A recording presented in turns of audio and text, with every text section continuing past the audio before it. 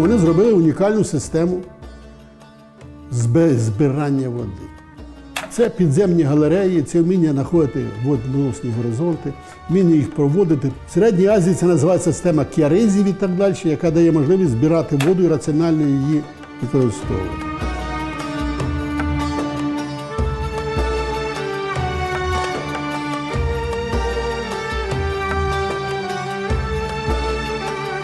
Так небагато прийде води.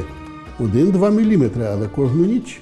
В результаті ці плодові дерева нормально отримують достатню кількість води, щоб нормально плодоносити навіть за умов сухого клімату.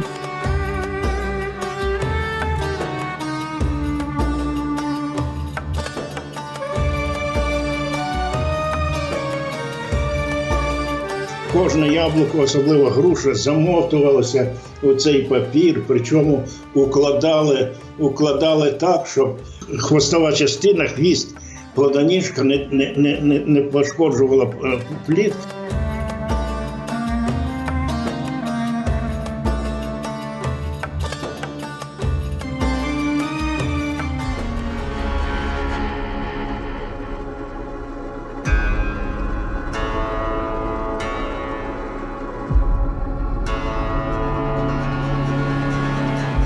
Вони вміють вирощувати картоплю, капусту в зоні достатнього зволоження, типа Смоленської області чи Вологди. Але, пробачте, жити в умовах, де немає води, вони не вміють. Вони не вміють вирощувати виноград і нема традиції його вирощувати.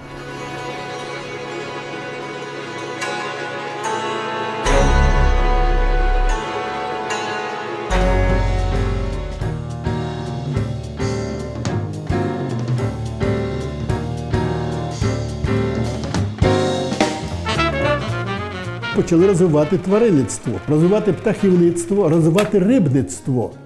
Адже добре прогріта вода в ємкостях дає можливість отримати великий приріст якісної риби.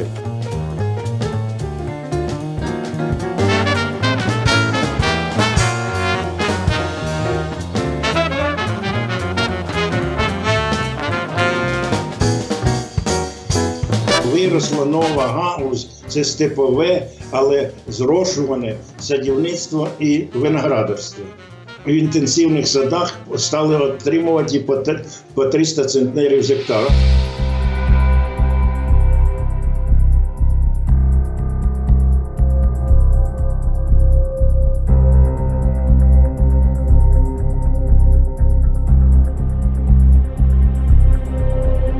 Поливаем только, будем говорить, кормовые культуры, овощи и кукурузу. Те культуры, которые без воды в Крыму как бы расти не могут. Конечно, говорить о зерновых, говорить о подсолнечнике, говорить о других культурах, которые раньше мы могли себе позволить прививать, сейчас этим не занимаемся, потому что это просто невыгодно, плюс воды не хватает.